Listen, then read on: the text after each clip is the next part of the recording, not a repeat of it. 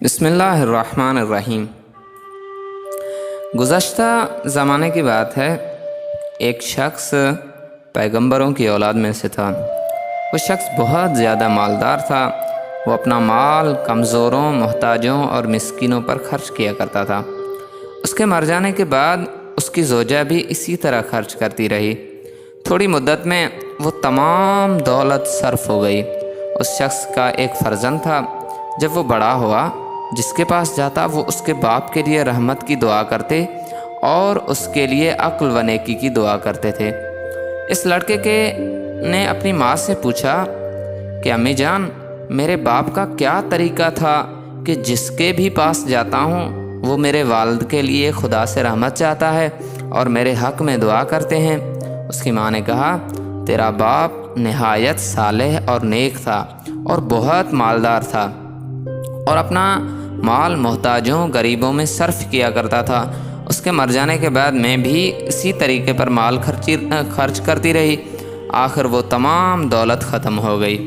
لڑکے نے کہا، اماں جان، میرے پدر بزرگوار جو کرتے تھے اس کا ثواب ان کو حاصل ہوتا تھا، اور آپ نے جو کچھ کیا اس کا حق آپ کو نہ تھا اور آپ مستحق عذاب ہو گئی۔ اس کی ماں نے کہا، بیٹا کس سبب سے؟ لڑکے نے کہا، اس لیے میرا باپ جو کچھ کرتا تھا اپنے مال سے کرتا تھا، اور آپ نے دوسرے کا یعنی میرا مال جو ہے وہ ختم کر ڈالا، کیونکہ میں اپنے والد کا اکیلا وارث تھا۔ آپ نے وہ سارا مال ختم کر دیا۔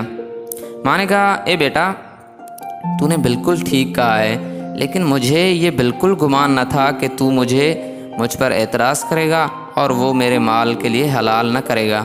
یعنی اگر تم میرے لیے یہ مال حلال کر دو تو مجھ پر عذاب نہ ہوگا۔ لڑکے نے کہا، امی جان، میں نے وہ مال آپ کے لیے حلال کیا، اب کچھ اور بھی ہے کہ میں اس کو اپنا ذریعہ معاش قرار دوں اور خدا کا فضل حاصل کروں۔ شاید خدا ہم کو فارغ البالی نصیب کرے، ہمیں دوسروں کا محتاج نہ کرے۔ اس کی ماں نے کہا، بیٹا 100 درہم میرے پاس ہیں۔ لڑکے نے کہا، امی جان، آپ وہ 100 درہم مجھے دے دیں، خدا نے چاہا تو اسی میں برکت ہوگی، وہ تو بڑا برکت دینے والا ہے، خواہ مال کم ہی کیوں نہ ہو۔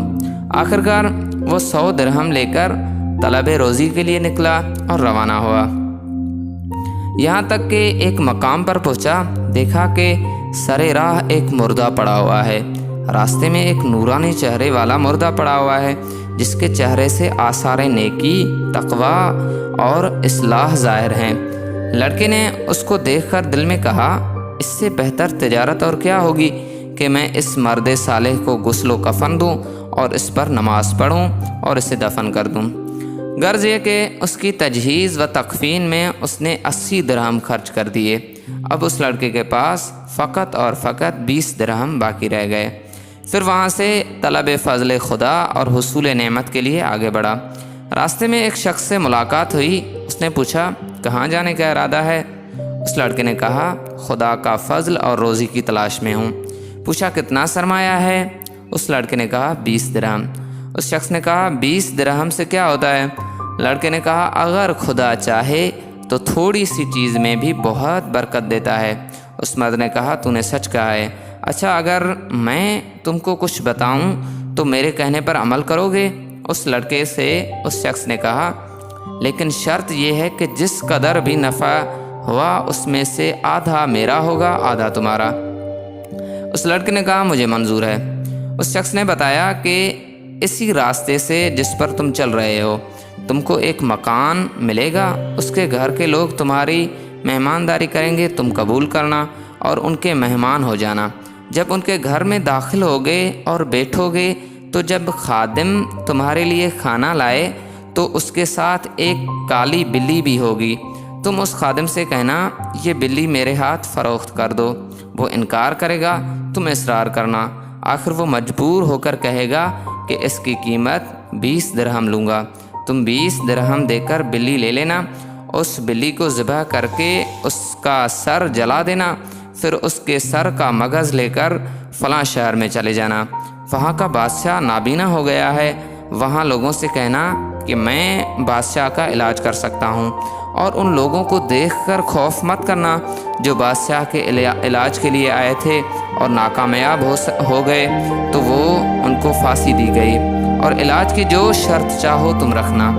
پہلے روز اس بلی کی مغز کی ایک سلائی بادشاہ کی آنکھوں میں لگانا، اس کا اثر ظاہر ہوگا۔ اگر وہ اصرار کرے کہ زیادہ دوا لگاؤ تو منظور نہ کرنا۔ دوسرے اور تیسرے روز بھی ایک سلائی اس کی آنکھوں میں لگانا، اس سے زیادہ نہ لگانا۔ الغرض وہ لڑکا روانہ ہوا اور ان لوگوں کے ہاں مہمان ہوا۔ وہاں سے بلی خرید کر بادشاہ کے شہر میں پہنچا اور اس کے علاج میں مشغول ہوا۔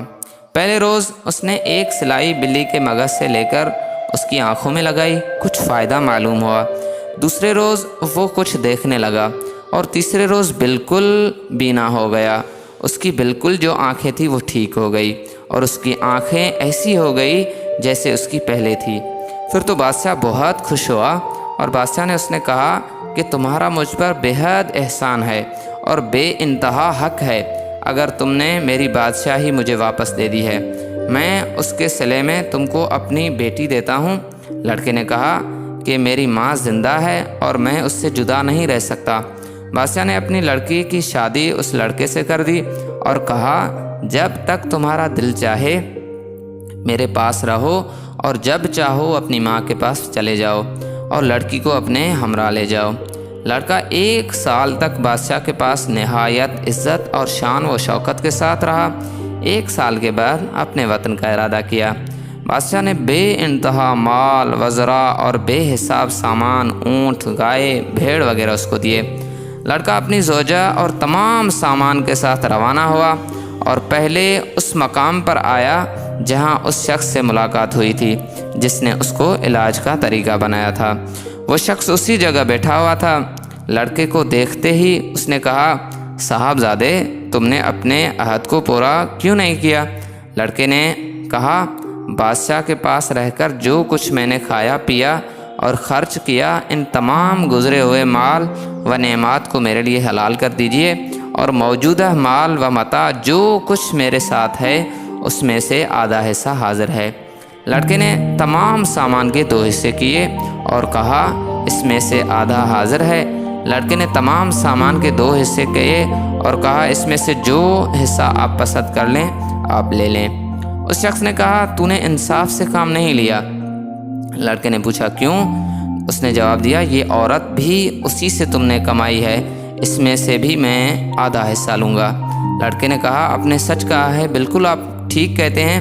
اچھا تم تمام مال تم ہی رکھ لو، عورت میرے لیے چھوڑ دو۔ اس نے کہا میں تو عورت میں سے آدھا حصہ ضرور لوں گا۔ اس وقت لڑکے نے آرا منگایا اور اس عورت کے سر پر رکھا کہ اس کے 2 ٹکڑے کر کے 1 حصہ اس مرد کو دے دے۔ تب اس شخص نے کہا ہاں اب تم نے اپنا عہد پورا کر دکھایا، یہ عورت اور یہ تمام سامان اور مال یہ سب کچھ تمہارا ہی ہے، لے جاؤ، مجھے کسی چیز کی ضرورت نہیں۔ میں ایک فرشتہ ہوں اور خدا نے مجھے اس لیے بھیجا تاکہ میں تم کو اس عمل کا صلاح دوں جو تم نے اس مردہ کے ساتھ کیا تھا جو سر راہ پر پڑا ہوا تھا۔ یہ ہے بہترین تجارت۔